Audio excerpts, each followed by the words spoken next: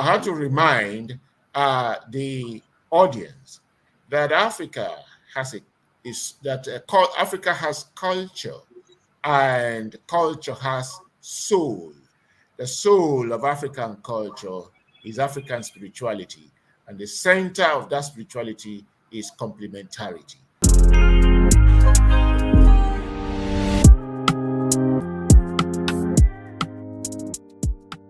I salute everyone out there, those on the program watching, and those who will watch later. Well, let me start by stating that I came about this topic after the conference we went to in Germany, Bayreuth University, and there we were busy talking about the African perspective to issues of human existence. And I watched with dismay how Africans were busy talking without knowing the spirituality of their culture. And I wondered, it was a 3-day conference.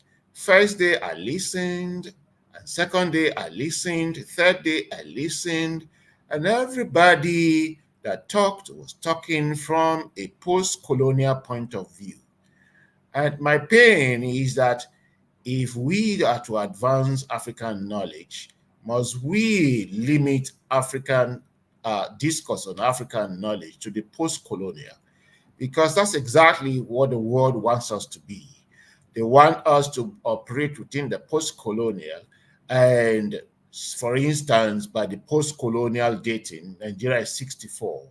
That means we are 64 in the whole world history. We are just 64. Isn't that an affront on our spirituality, on our personality, on our history, on our culture, and our historiography? It means that we have, unwittingly or wittingly, inevitably, we have accepted the Hamitic hypothesis that our history began from the point of contact with the two basic Semitic Caucasian races, that is Arab Islamic and Christian, Caucasian Christian. And so I watched with dismay. Nobody talked about African spirituality. Nobody talked about the soul of African culture. And then we forget that the post-colonial is located within the colonial. And the foundation of the colonial is the destruction of African foundation. Those Africans who migrate from Africa to the diaspora, the marriages don't hold too long before the divorce. And those there are sending messages that it is better to bring up children here in Africa than over there in the diaspora world. But I look at the Asians, be they Arabs, Indians, Chinese, Japanese, whoever they are, whether back home in their country or in the diaspora, they are intact. And when I look at them, I see that they have not forgotten the soul of their culture, and they live within their spirituality, which is why they refuse to live in the midst of other people. They always live within their own community. And I begin to look at it and I say, well, how do we solve this problem? So at a point, I refused to talk, but at the point, that was second day of the conference, in the evening, towards the close of a particular session. And so I had to raise my hand and I had to talk, because the debate was gender, and gender was being talked about from feminist Tamagan position. Yeah, so I had to remind the audience that Africa has Africa has culture, and culture has soul. The soul of African culture is African spirituality, and the center of that spirituality is complementarity. Everywhere we see opposites, we do not see antagonism. What we see is complementarity. That is visible in the Igbo expression, Igbo Indanda. That is to say, with solidarity, no load is unsurmountable for people who understand themselves. Challenges are always there. The universe is created on challenges. The author of the universe itself had to fight challenges and establish the universe on challenges. And so challenges will be there, but how we are able to cope with these challenges determine who we are, determine what makes us human being.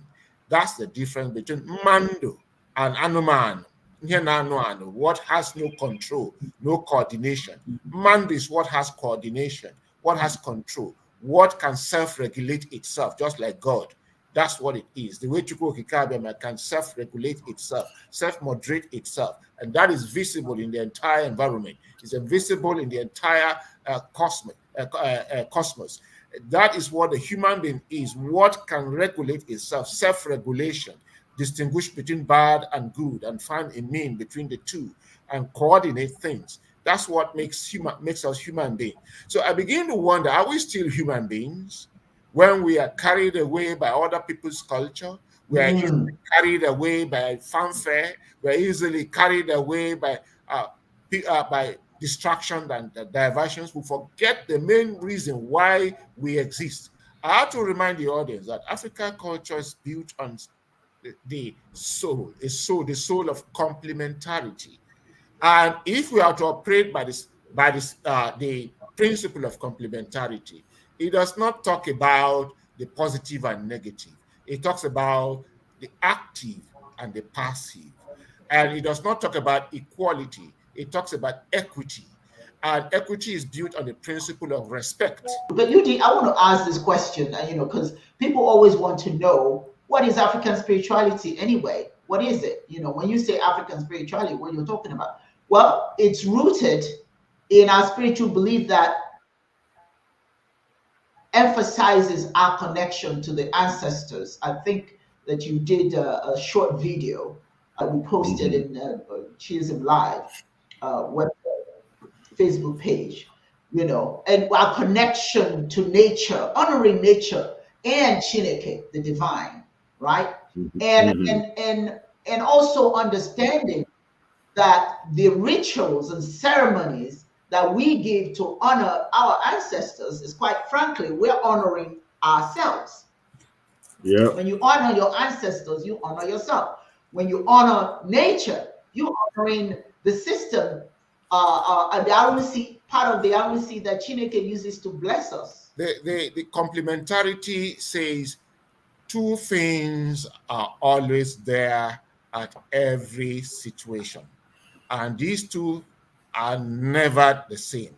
They can never be male, nor female, female. They must always be male and female. We see it in the Igbo worldview. Chi spirituality has taught that over and over. That when Chukwu Okike will manifest himself in physical reality, he did so in the forms of two energies, the female energy, Eke, and the male energy, Chi. And then the middle point is Ago.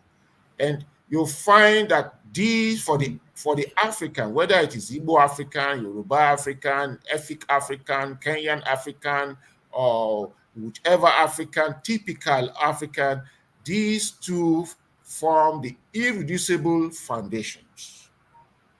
So for African, as the soul of African spirituality, complementarity can never be reduced to one. It can never be reduced to the male alone, nor the female alone. It's never possible. So typical of anything African, wherever you find the male, you must find the female. So that is why for us, we do not ask the question, the egg and the chick, which one came first? The two are equiprimordial. They entail each other. Where you find egg, you find chick. Wherever you find chick, you find egg.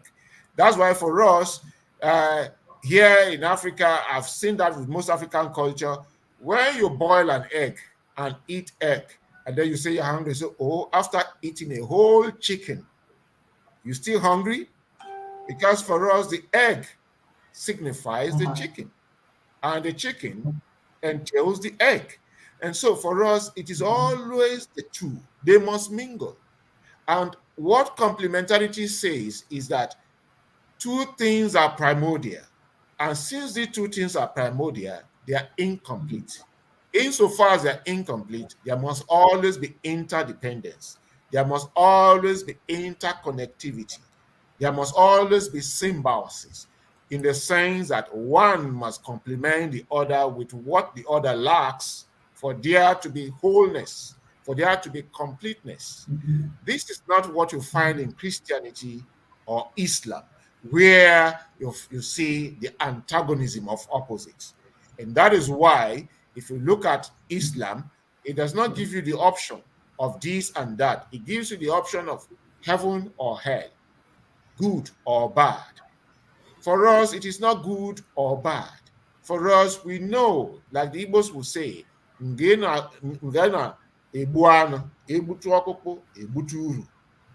life is about give and take. Nobody will share the bad ends of life. It is about good and evil mixing.